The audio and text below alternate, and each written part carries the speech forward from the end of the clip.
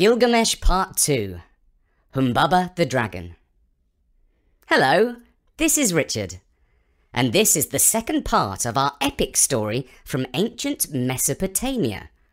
Its hero is a king called Gilgamesh, and he has been joined by a wild man called Enkidu, who is now his adopted brother. Enkidu stayed at the palace of Gilgamesh as an honoured guest, and in the evening he joined the feasting in the great hall while the musicians played on drums, flutes and trumpets. The two strong men drank toasts to one another's long life and health. Gilgamesh the king stood up, and the banqueters fell quiet. He turned to his friend and made the following speech. Enkidu, you lived among the wild beasts, drank at the animals' waterhole, and fought wolves with your bare hands. In a dream, I found a great axe that had fallen from the sky, and my wise mother Ninsun, the cow goddess, told me that you would come to the glistening city of Uruk, and that you would be a friend, a brother, and a protector to me, and that I would love you as a wife. Welcome, dear Enkidu, to our city and our family. Now that we are united in strength, we must find some worthy quest to undertake, for it is the fate of humans to live for a short time and then to die.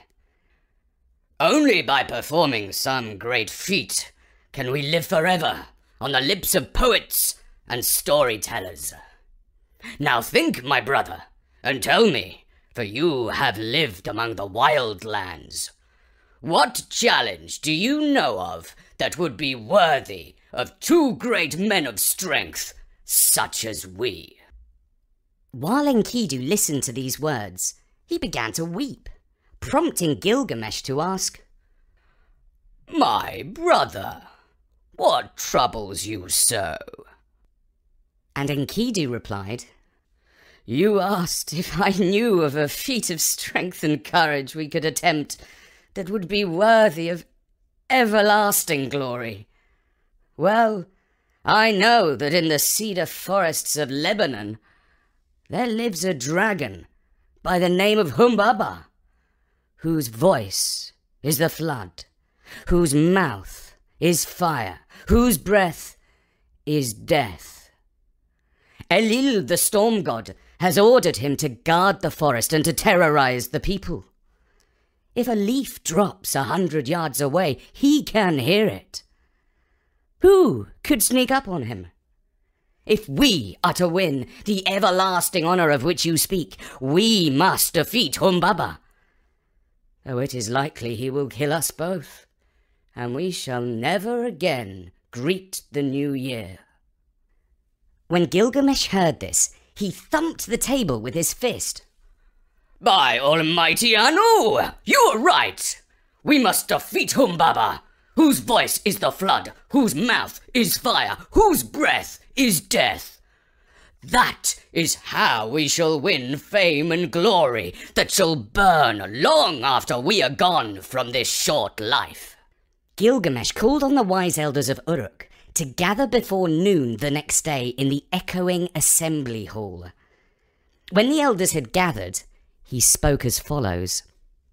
I intend to travel to the cedar forests of Lebanon, where the evil dragon Humbaba terrorizes the people. There, with the help of my adopted brother Enkidu, who is as powerful as a thunderbolt of Anu, I shall challenge the dragon Humbaba and win either death and defeat or everlasting glory and fame. Elders, I call on you to give me your blessing for my quest, so that I may return to the city of Uruk in glory and celebrate the new year with a great victory over Humbaba. When the elders had heard the king's speech, his adopted brother Enkidu asked permission to voice his opinion. Gilgamesh nodded his approval, and Enkidu spoke as follows. "Wise elders of Uruk, I beseech you, tell King Gilgamesh not to take this unknown road to Lebanon, to face unknown dangers, for the guardian of the cedar forests is the dragon Humbaba, whose voice is the flood, whose mouth is fire, whose breath is death. He can hear a leaf fall up to 100 yards away. Who is there who can sneak up on such a creature and defeat him?" Next, the wise elders of Uruk discussed the matter among themselves, until at last the most senior spoke for all, saying, "King Gilgamesh, this is our opinion on the matter. Do not rely on your own strength alone. Trust in your brother Enkidu to go in front of you along the unknown road. He will look out for the enemy, guide you in battle, and protect you from harm, so that you may return safely to Uruk to celebrate the new year with a great victory and to continue as our king. If you agree to this, then we will grant our blessing for your quest to defeat the dragon Humbaba." Gilgamesh agreed with the decision of the elders and thanked them for their advice and their blessing. Next, he and Enkidu visited their wise mother Ninsun in her palace.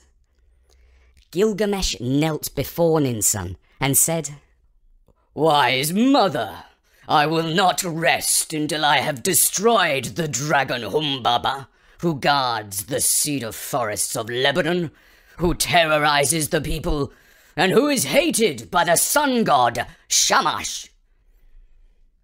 Ninsun, the wise cow goddess, listened to the words of her son Gilgamesh, and then turning to Enkidu, she said, "Enkidu, I have adopted you as my son, though you are not from my womb.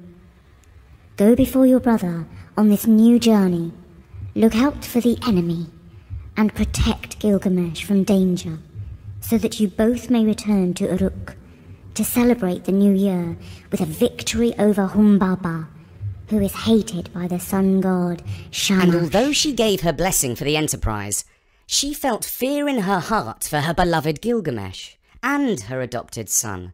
And when the two brothers had left her palace, she put on her finest robe and her golden brooch, and she placed her crown upon her head. And then she went up onto the roof of the palace, where she raised her arms to the sun god Shamash and called out, "Why, Shamash? Why does my beloved son Gilgamesh yearn for everlasting glory and fame? Why must he make an unknown journey and face an unknown danger? Who can defeat Humbaba the dragon, whose voice is the flood, whose mouth is fire, whose words are death?" And Shamash the sun god replied, "Wise Ninsun, do not tremble and fear too much for Gilgamesh your son. I shall watch over him, and if he prays to me for help, I shall answer with assistance."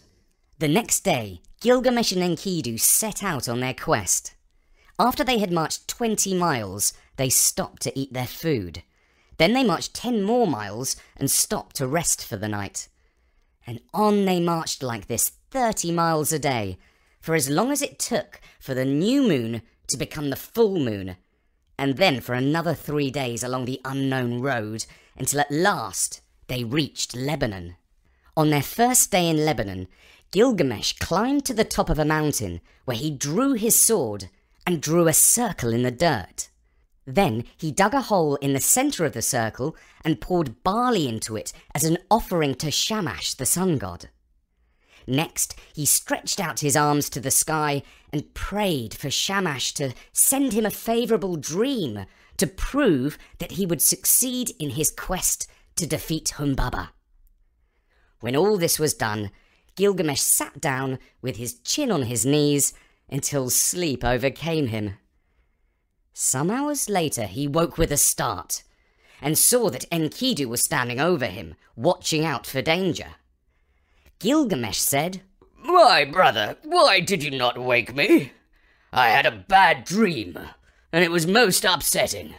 Lightning flashed, fire raged, and all was dark. Then, when the sun rose in the morning, you and I were both turned into flies, and we buzzed all over the mountain, zigzagging this way and that." Enkidu smiled and said, "Do not worry, my brother, because Shamash the sun god has sent you a favorable dream. The mountain was the dragon Humbaba, and we two were able to fly around him and dodge his blows against us. It means that although we are both far smaller than Humbaba, we are quicker and more skillful, and we shall defeat him in the battle." "That is good," said Gilgamesh. "Then let us rub ourselves with plants so we may not fear death. We shall shout as loud as a drum, and our hearts will burn for the fight, and we shall forget death and only think of life and everlasting fame." The next day they stood at the edge of the forest. Up they gazed at the trees that touched the sky. Then they cast their eyes down to gaze at the deep tracks, the footprints of Humbaba, that led this way and that into the shady forest. After some time had passed, they heard the echoing voice of the dragon. "Gilgamesh, have you come to pay me a visit? You are very small and puny, and your friend is even smaller and more puny than you are. You are both like snails to me. Be careful, I might tread on you." And Gilgamesh, when he heard this, whispered to Enkidu, "Now that I have heard the voice of Humbaba, my heart trembles, for it sounds like death." And Enkidu replied, "My friend, do not talk yourself into fear."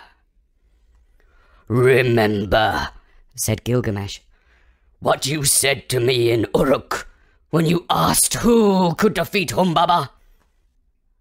"I remember," said Enkidu, "but that was before we set out on our quest. Now we are here. This is no time to run away, because Humbaba will catch us and kill us like cowards. So listen carefully to the plan, which is sure to bring us victory. Drop down to your knees, lift your arms up to the sky, call out at the top of your voice, and beg the sun god Shamash for help. He must come to our aid, because no one else can save us from Humbaba, whose voice is the flood, whose mouth is fire, whose breath is death." And Gilgamesh fell to his knees, threw up his arms, and called out at the top of his voice, saying, "Shamash, now is the time to help us. Do not delay, I beg you, because Humbaba the dragon means to step on us like snails." And as soon as he spoke, a great voice called down from the sky, "Gilgamesh and Enkidu, stand up now and rush into the woods to fight Humbaba. I have taken away 6 of his 7 cloaks, and I will send the winds to fight on your side." And hearing the voice of the sun god, Gilgamesh and Enkidu burned for the fight. They drew their swords from their sides and rushed headlong into the woods to meet Humbaba the dragon, who was a terror to the people. They struck at the dragon's feet, and then they struck at his head, while Shamash the sun god sent whirlwinds and tempests to knock Humbaba this way and that.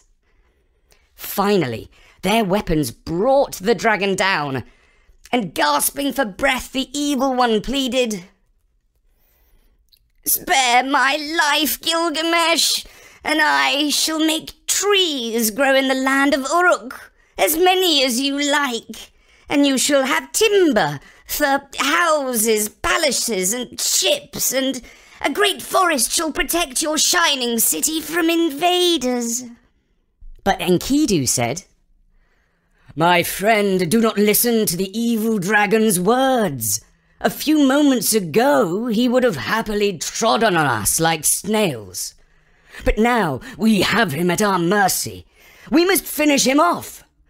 Only this way can we win the everlasting fame which your heart yearns for, so that future storytellers shall relate that we too, Gilgamesh and Enkidu, killed Humbaba the dragon of the forest." Gilgamesh raised his sword, and Humbaba the dragon complained, "All right then, it is your will to kill me. I am at your mercy. I cannot prevent you. But I predict this, your fortune. Only one of you shall live long enough to grow grey hairs, and he shall mourn and grieve for his brother." And fired up with anger and grief at this fortune, Gilgamesh plunged his sword into the guardian of the forest, finishing him off. And in doing so, he won fame everlasting on the lips of poets and storytellers. And that was the second part of Gilgamesh, an epic story from ancient Mesopotamia. I'll be back soon with the next part, in which Gilgamesh and Enkidu fight the Bull of Heaven. For now, from me, Richard, at storynori.com, goodbye.